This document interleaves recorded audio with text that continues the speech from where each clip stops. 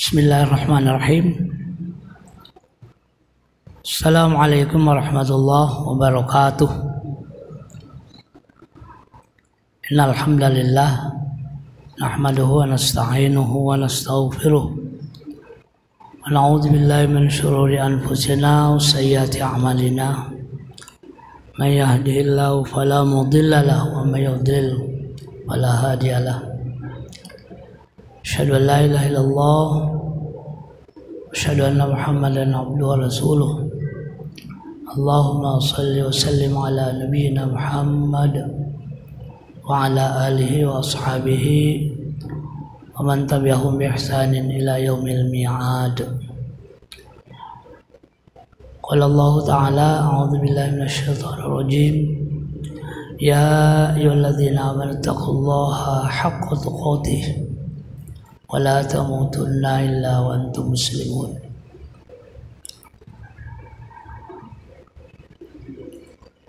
Jamaah salat maghrib Masjid Syuhada rahimakumullah.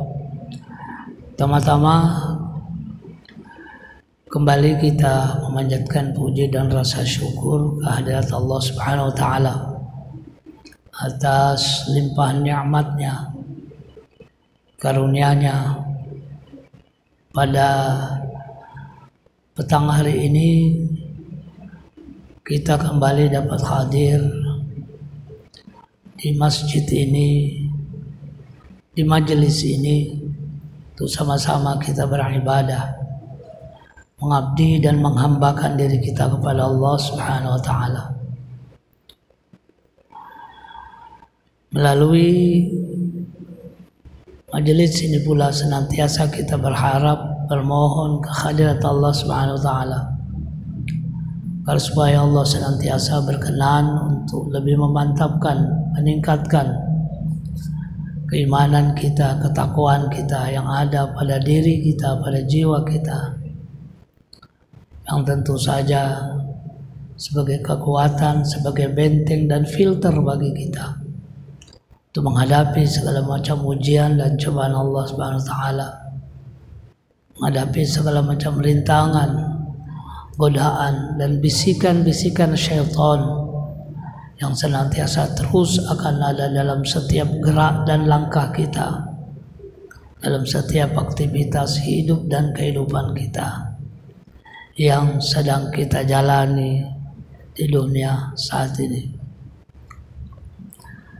Sebagai muqaddimah dari ta'lim kita pada petang hari ini, kembali kita saling ingat mengingatkan sebagaimana yang tercantum di dalam Al-Quran surah Ali Imran. Dan ayat ini senantiasa kita simak, senantiasa kita dengar, dan senantiasa disampaikan oleh para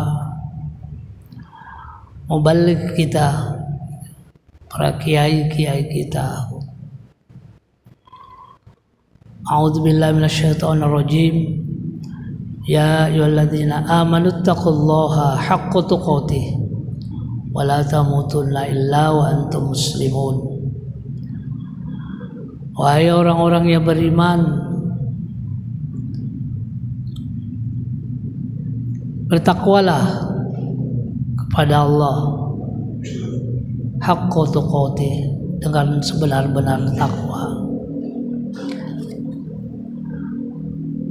Yang pertama, Allah menghimbau senantiasa kepada kita untuk senantiasa meningkatkan kualitas kita, kualitas pribadi kita di dalam menjalankan syariat-syariat agama.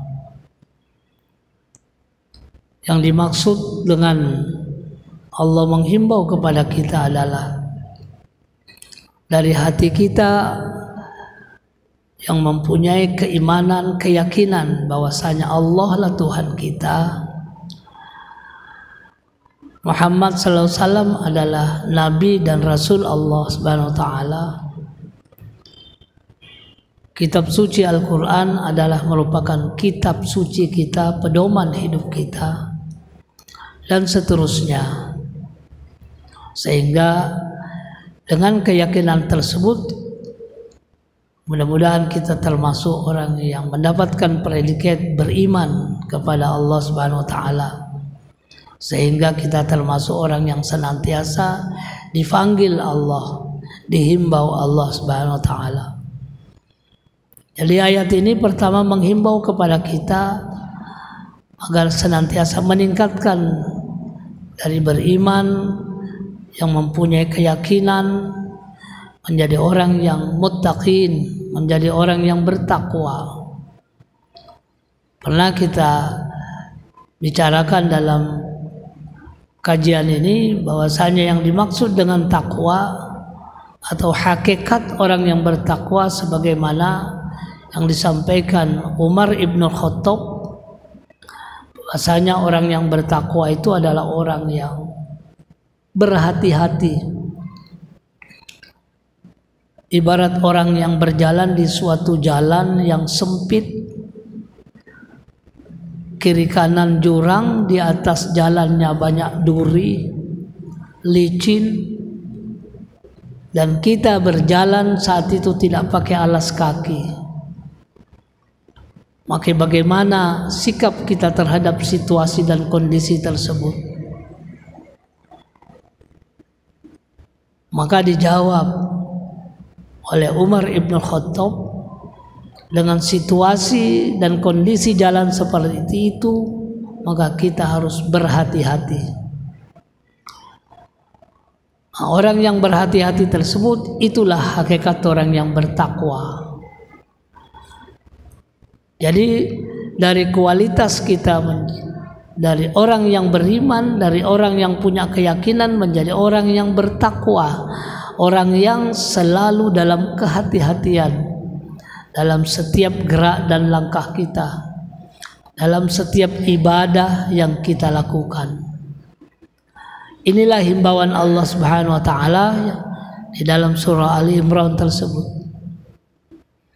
Yang selanjutnya dari himbauan Allah, selanjutnya Allah memberikan peringatan kepada kita, wala tamutunna illa wa antum muslimun. Jangan sekali-kali engkau mati, jangan sekali-kali engkau mengakhiri hidupmu kecuali tetap dalam keadaan muslim, tetap dalam keadaan orang yang menyerahkan diri kepada Allah Subhanahu wa taala. Inilah peringatan Allah Subhanahu wa taala. Kenapa Allah ingatkan kepada kita, orang yang beriman, orang yang bertakwa, senantiasa diingatkan Allah, karena kita tidak tahu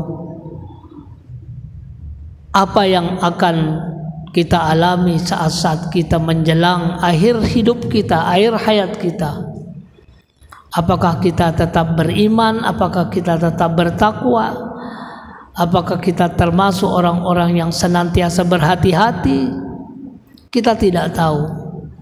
Maka Allah ingatkan kepada kita untuk senantiasa tetap istiqomah di dalam keislaman kita, karena manusia berada di tengah-tengah. Kita sebagai makhluk Allah yang bernama manusia itu berada di tengah-tengah antara malaikat dan iblis. Malaikat Allah ciptakan dengan dibekali iman, yang imannya itu selalu stabil, imannya itu tidak pernah berubah.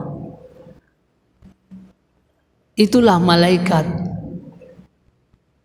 Jadi malaikat itu tidak ada keinginan untuk menambah apalagi mengurangi dari apa yang Allah perintahkan,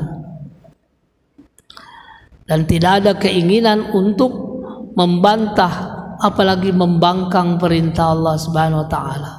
Itulah malaikat.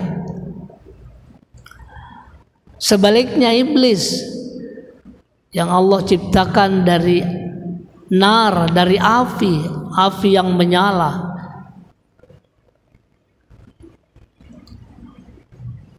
Kalau malaikat imannya stabil,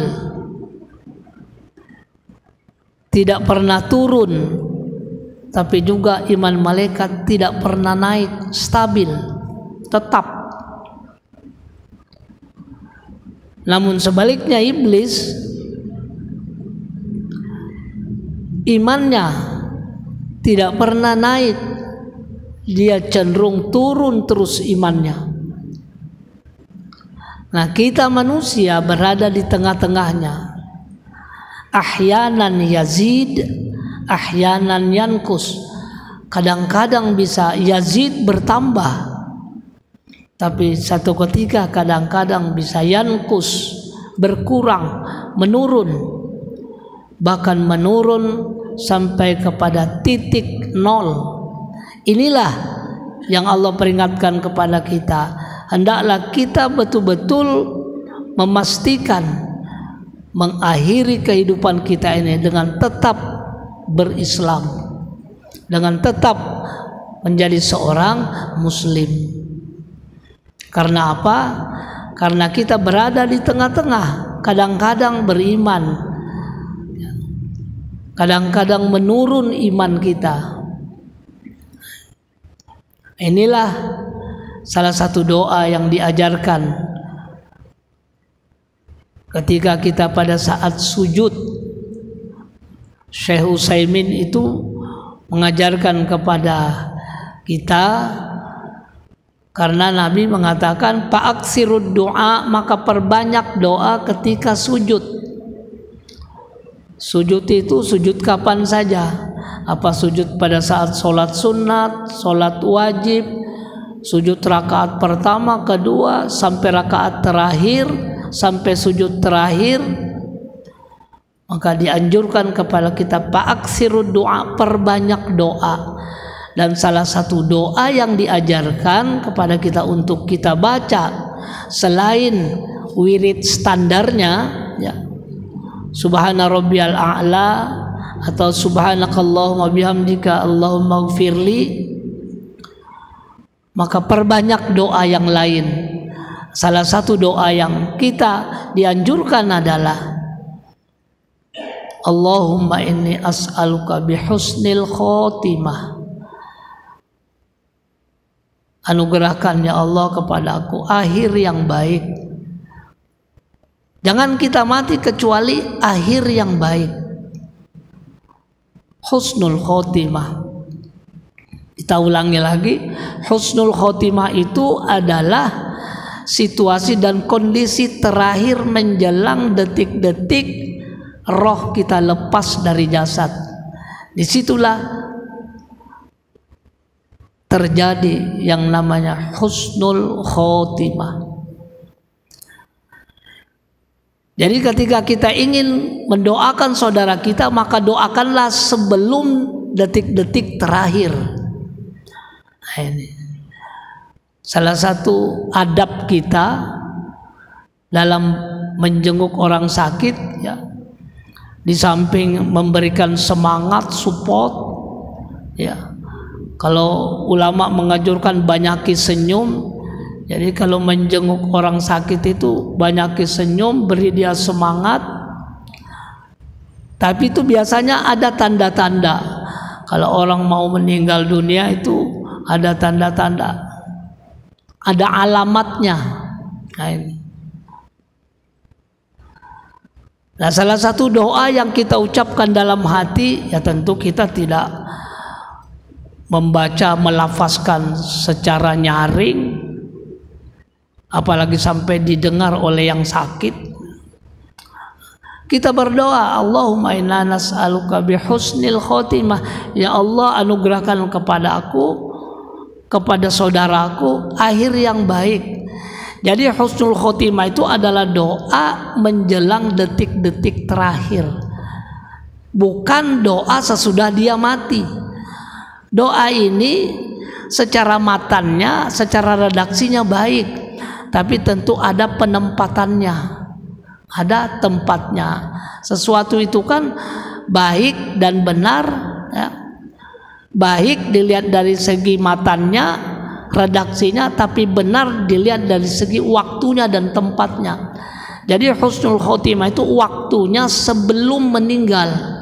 Doakanlah saudara kita, mudahan kalau sudah meninggal itu tidak ada lagi pengaruhnya doa husnul khotimah, karena dia sudah terlewat. Akhir yang baiknya itu sudah lewat. Maka sebelum kita sampai kepada akhir hidup kita yang disebut dengan sakaratul maut, maka kita banyak-banyaklah berdoa, terutama tempat-tempat yang di situ mustajab, yang di situ dikabulkan Allah. Apalagi saat itu waktu sujud itu adalah saat yang paling dekat kita dengan Allah Subhanahu wa taala, waktu sujud. Maka taksirud doa, perbanyak doa. Salah satu doanya, Allahumma inni as'aluka bihusnil khotimah, akhir yang baik ya Allah, anugerahkan kepada aku. Husnul khotimah itu banyak disampaikan dalam beberapa riwayat, ya. Salah satu tanda-tanda orang yang husnul khotimah itu meninggalnya pada saat-saat yang baik, pada saat-saat dia mendekatkan diri kepada Allah. Barang siapa yang akhir kalamnya, akhir perkataannya la ilaha illallah atau kalimat thayyibah lainnya, maka kata Nabi dakhulal jannah. Itulah ciri husnul khotimah. Jadi saat akhir hayatnya itu sempat mengucapkan kalimat-kalimat thayyibah. Ada juga ciri-ciri husnul khotimah itu dahinya berkeringat. Nah, ini. Jadi kalau ada orang meninggal dunia dahinya berkeringat, ya. Nah, itu menurut riwayat di dalam sebuah hadis sebutkan itu bagian dari ciri-ciri husnul khotimah. Maka mumpung kita ini masih sehat, mumpung kita masih diberikan Allah kesempatan untuk menghirup udara kehidupan, maka kita gunakanlah waktu kita untuk beramal dengan salah satu doa yang kita ucapkan. Kita minta kepada Allah supaya husnul khotimah. Ada lagi doa, bagaimana yang kita sampaikan tadi, bahwasanya manusia itu ahyanan yazid, kadang-kadang di atas, kadang-kadang di bawah, kadang-kadang imannya naik, kadang-kadang imannya turun. Waktu sempit mantap zikirnya, waktu lapang lupa zikirnya, dan lain sebagainya. Maka kata Nabi, yang benar itu adalah ta'arraf ilallah birroha, kenali Allah, dekati Allah waktu senang. Itu adabnya. Jadi waktu kita senang, waktu kita di atas, waktu kita sehat, waktu kita lapang, waktu kita berada di posisi-posisi yang tinggi, maka dekati Allah, kenali Allah. Ta'arraf ilallah birroha ya'rifka bisiddah. Waktu dalam keadaan susah, waktu dalam keadaan kesempitan, maka Allah lah yang akan mendekati kita. Jadi adabnya begitu. Kalau kita sekarang waktu senang lupa diri, waktu sakit baru ya Allah, hambamu sakit ya Allah. Waktu sakit, waktu senangnya kemana? Nah, jadi adabnya waktu senang banyak-banyak ingat, nanti waktu sakit Allah lah yang akan mendekati kita. Nah, ini. Jadi salah satu doa yang kita ucapkan antara lain adalah ya muqallibal qulub, ya Allah yang membolak-balikkan hati, sabit qalbi ala dinik, tetapkan hatiku kepada agama Engkau ya Allah. Nah, ini. Itu salah satu doa yang dianjurkan kepada kita.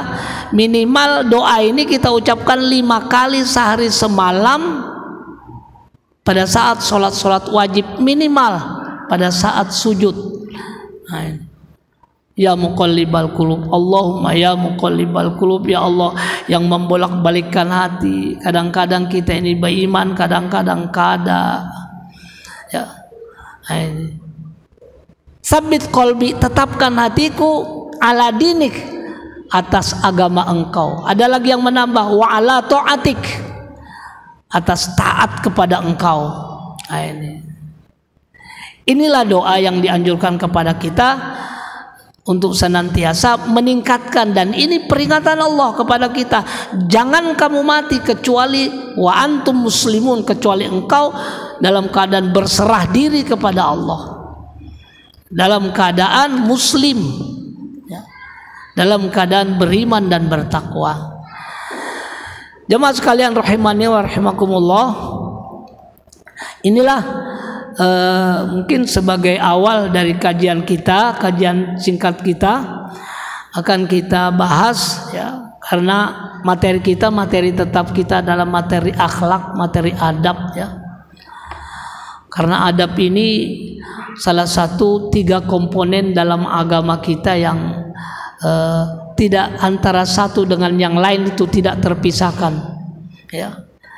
Ada yang disebut dengan akidah atau tauhid. Konsekuensi dari ketauhidan kita adalah menjalankan syariat. Syariat dibagi 2, ada yang bersifat ibadah mahdhah, ada yang bersifat muamalah. Ibadah mahdhah ini tidak sesuatu yang sudah ditentukan Allah, waktunya, tempatnya, kaifiatnya, tata caranya, tidak boleh dirubah-rubah. Nah, ini. Jadi ibadah mahdhah itu tidak boleh dirubah-rubah. Makanya ada kaidah mengatakan asalnya ibadah itu haram. Nah ini, asalnya ibadah itu haram kecuali ada dalilnya yang menganjurkan, kecuali ada contohnya. Contohnya itu ya tentu dari Rasulullah Sallallahu Alaihi Wasallam atau dari para sahabat utama Nabi, Khulafaur Rasyidin. Jadi asalnya ibadah haram, tapi muamalah, asalnya muamalah itu boleh, ya.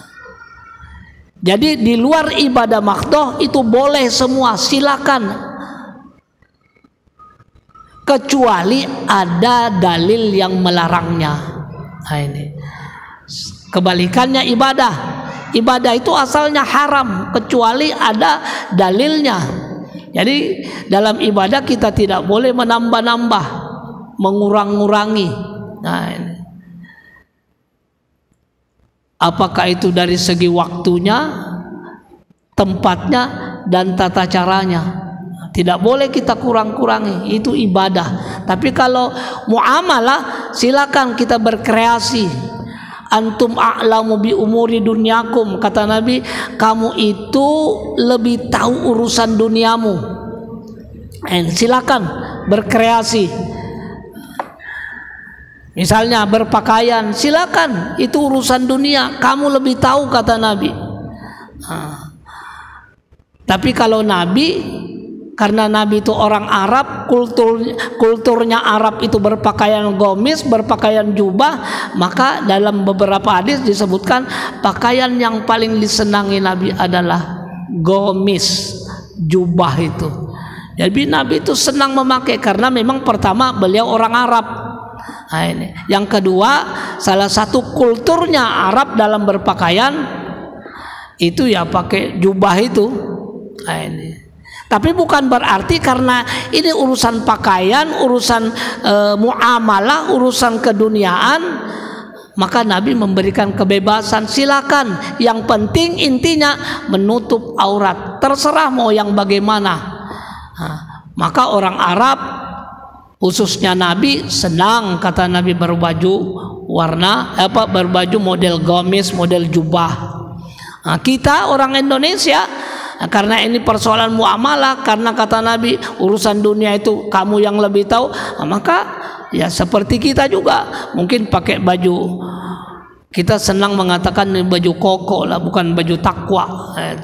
Baju takwa berat itu resikonya kalau kita mengatakan baju takwa. Nah, ini model Indonesia. Bahkan ada yang mengatakan ini bukan asli Indonesia. Nah, ini bubuhan Jackie Chan itu kan, bubuhan Cina itu kan pakai pakaian ini. Nah, ini bubuhan Jackie Chan kata orang itu. Nah, ini itu urusan muamalah, silakan. Nah, ini. Maka yang namanya adab akhlak itu penting. Tauhid, konsekuensi dari ketahuidan kita menjalankan syariat. Syariat itu ada dua, ibadah dan muamalah. Dan di dalam rangka untuk menyempurnakan, ya, dalam rangka untuk memantapkan ketauhidan kita, memantapkan syariat kita, muamalah dan ibadah kita, maka penting bagi kita untuk memperhatikan yang namanya akhlak. Kita masuk masjid tidak masalah pakai celana di bawah lutut sedikit, pakai baju kaos oblong bertulisan, boleh aja, tidak masalah. Asal jangan iklan-iklan yang ulama mengharamkan, misalnya iklan rokok di kaos itu jangan dibawa sembahyang itu. Kenapa? Karena itu iklan yang ulama mengharamkan rokok. Jadi kita kalau baju beriklan rokok, gudang garam, lambang lelaki perkasa, itu mengiklankan sesuatu barang yang haram menurut kita yang berpendapat haram. Ada juga yang berpendapat makruh, ada juga yang berpendapat mubah dan lain sebagainya. Nah, itu tergantung keyakinan kita. Ini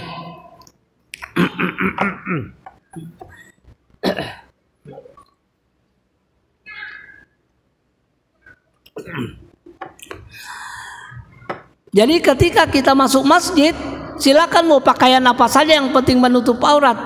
Tapi ada kata Allah Subhanahu wa taala dalam surah Al-A'raf yang terkait dengan adab akhlak. Khudzu zinatakum 'inda kulli masjid. Ambillah pakaian-pakaianmu yang indah, yang baik, yang pantas. Nah, ini ketika kamu masuk masjid. Jadi kalau kita masuk masjid berpakaian kaos kutang aja, kira-kira pantas enggak? Walaupun dari sisi tauhidnya, dari segi syariatnya sah. Jadi kalau saya dulu waktu di kos, waktu kuliah kos, sekamar dengan teman, sembahyang itu pakai kaos-kaos kutang aja. Nah, itu sah. Nah, ini cuma dari sisi akhlaknya, adabnya. Nah, ini adab dan akhlak ini perlu kita perhatikan. Karena apa? Karena perlu kita ketahui sempurnanya iman seorang yang sempurnanya seseorang yang beriman itu, ya, dilihat bagaimana ahsanuhum khuluqa. Nah, ini. Jadi iman seseorang itu dianggap sempurna manakala di situ ada ahsanuhum khuluqa, akhlaknya yang baik, akhlaknya yang indah. Nah, ini. Pakaian yang dianggap tidak pantas masuk masjid sah, tidak masalah, yang penting nutup aurat. Tapi dari sisi adabnya, akhlaknya, maka ini dianggap tidak beradab. Padahal kaul ulama mengatakan adabul mar'i khairum min amali. Adab itu lebih, nilainya lebih baik, lebih tinggi dari sekedar amal yang kita lakukan. Sholat baik, menutup aurat baik, tapi akan lebih baik dan akan lebih berat timbangan amalnya nanti di akhirat manakala dia berpenampilan yang indah, yang baik, yang pantas menghadap Allah Subhanahu wa ta'ala. Nah, ini. Jadi ini pentingnya akhlak, pentingnya adab, ya. Yang ini kadang-kadang sudah mulai redup ini terkait dengan akhlak, terkait dengan etika dan lain-lain sebagainya. Jemaah sekalian, yang akan kita bahas dalam waktu singkat ini adab, yaitu adab dalam membaca Al-Quran. Membaca Al-Quran luar biasa. Zikir tertinggi kedua dalam agama kita itu adalah membaca Al-Quran. Zikir pertama yang tertinggi adalah sholat. Jadi yang namanya zikir itu bukan kita berwirid dengan menghitung melalui ruas-ruas jari, atau ada juga yang menghitung dengan tasbih, dengan biji-biji tasbih kata orang ya, begitu. Bukan itu saja yang disebut zikir, itu bagian kecil dari zikir. Tapi zikir tertinggi adalah solat. Aqimis sholah li zikri, dirikanlah solat untuk berzikir kepadaku, untuk mengingat aku.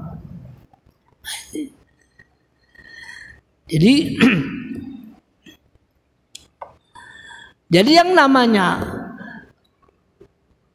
sholat itu adalah zikir tertinggi. Yang kedua adalah membaca Al-Quranul Karim. Ketika kita membaca Al-Quran itu sama dengan zikir. Ketika kita membaca Al-Quran sama dengan kita bermunajat kepada Allah Subhanahu wa Ta'ala. Apalagi Bapak sekalian, hadirin wal hadirat, banyak sekali hal-hal yang perlu kita perhatikan terkait dengan adab-adab dalam rangka untuk menambah beratnya timbangan amal kita nanti di akhirat. Sebab tidak ada satupun, kata Nabi, yang bakal memberatkan timbangan amal seseorang mukmin yaumal qiyamah nanti di akhirat, di hari kiamat nanti, kecuali husnul khuluq, akhlak yang baik. Jadi akhlak yang baik di dalam dia melakukan amal-amal ibadah. Nah, ini. Dalam membaca Al-Quran ada adab-adab yang perlu kita perhatikan. Dalam sholat ada adab-adab, walaupun dari sisi syariatnya misalnya sudah tidak masalah, tapi ada adab yang perlu kita perhatikan. Ini satu hal yang akan kita sampaikan terkait dengan adab sholat setelah salam ya. Di dalam hadis Nabi dari Abu Hurairah yang diriwayatkan oleh Bukhari Muslim disebutkan ya, barang siapa seorang yang sholat mengikuti imam, artinya berjamaah, artinya dia jadi makmum dari si imam tadi, dan setelah dia salam dia tidak beranjak dari tempat duduknya, maka dikatakan di situ malaikat akan mendoakan orang itu sampai dia keluar dari masjid atau sampai dia batal, sampai dia berhadas. Malaikat akan mendoakan dengan doa, Allahumma gfir lahu warhamhu, ampuni dosanya ya Allah, rahmati dia ya Allah, selama dia tetap di tempat, tidak kemana-mana sampai selesai dia melaksanakan sunnah-sunnah sesudah salam. Jadi salah satu adab yang perlu kita perhatikan, yang jarang kita bahas dan jarang kita ketahui oleh kita-kita yang muda-muda ini ya. Saya agak tua sudah. Nah, ini. Pertama, ketika kita salam, habis salam itu diriwayatkan bahwa kita jangan merubah tempat duduk kita, merubah model kita saat itu sebelum imam berubah. Itu salah satu adab. Dan itu dianjurkan. Khusus waktu maghrib dan subuh, kita dianjurkan untuk tidak merubah tempat duduk kita sebelum selesai membaca wirid la ilaha illallah wahdahu la syarikalah lahul mulku wa lahul hamdu wa huwa ala kulli syai'in qadir, khusus maghrib dan subuh. Itu jangan berubah dulu dari tahiyat akhir kita. Setelah itu selesai barulah robah, tapi tidak beranjak dari tempat duduk kita. Sebab apa? Sebab saat itu malaikat sedang mendoakan kita, Allahumma gfir lahu warhamhu. Jadi kalau bisa jangan berpindah dulu, apalagi imam belum selesai, imam belum berpindah. Maka imam itu diikuti bukan saja waktu sholat, tapi setelah salam pun itu ada sunnah-sunnah dari segi adabnya untuk kita ikuti. Nah ini. yaitu jangan berubah dulu sebelum imam berubah, jangan beranjak dulu sebelum imam juga beranjak. Sama dengan yang lainnya, termasuk membaca Al-Quranul Karim. Itu luar biasa kebaikannya, luar biasa pahalanya, tapi akan lebih besar lagi pahalanya, lebih berat lagi timbangannya manakala kita lakukan dengan penuh adab. Itu sekali lagi, adabul mar'i khairum min amali. Salah satu adab dalam membaca Al-Quran tentu yang paling pertama, innamal a'malu binniyat, ya. Sesungguhnya amal itu, amal apa saja yang dinilai Allah paling pertama adalah niatnya, niat yang ikhlas karena Allah. Jadi kita membaca Quran itu semata-mata karena Allah, bukan karena siapa-siapa. Kita sholat semata-mata karena Allah, bukan siapa-siapa. Kita bersedekah semata-mata karena Allah, bukan karena ada maunya. Apalagi musim sekarang ini, musim sedekah, banyak orang itu. Musim banyak orang bersedekah. Nah, ini menjadi kebahagiaan juga bagi masyarakat kita, ya. Jadi niat yang ikhlas itu adalah paling pertama, ya. Karena itu yang dinilai oleh Allah Subhanahu wa taala, niatnya. Kalau sudah niat ikhlas, kendati pun kita tidak sempat melakukan, Allah sudah catat. Idza hamma abdi, ya, dalam sebuah diskusi disebutkan, idza hamma abdi bihasanatin falam ya'lamha, apabila seorang hamba itu bercita-cita, berkeinginan mau melakukan satu kebajikan, falam ya'lamha, maka dia tidak bisa melakukannya, mengerjakannya, kutibat lahu hasanatun kamilah, maka Allah catat baginya kebajikan yang sempurna. Itulah pentingnya niat. Jadi kalau kita melakukan apa saja, niat itu yang paling utama. Apalagi di dalam rukun Islam. Rukun Islam itu wajib niat. Sholat niat, puasa niat, zakat niat, haji niat. Persoalan kita sempat melaksanakan apa enggak, pas sudah mati belum sempat berhaji, enggak masalah, yang penting niat. Ya Allah, saya berniat untuk berhaji. Persoalan mampu apa enggak, sempat apa enggak, itu urusan Allah. Yang penting kutibat lahu hasanatun kamilah, Allah sudah catat dengan kebajikan yang sempurna. Belum berhaji sudah sempurna pahala hajinya. Karena apa? Karena niat tadi. Jadi sekali lagi penting kita berniat. Yang terakhir, banyak lagi yang bisa kita bahas, tapi karena waktu yang agak sempit, kita ambil yang pertama niat.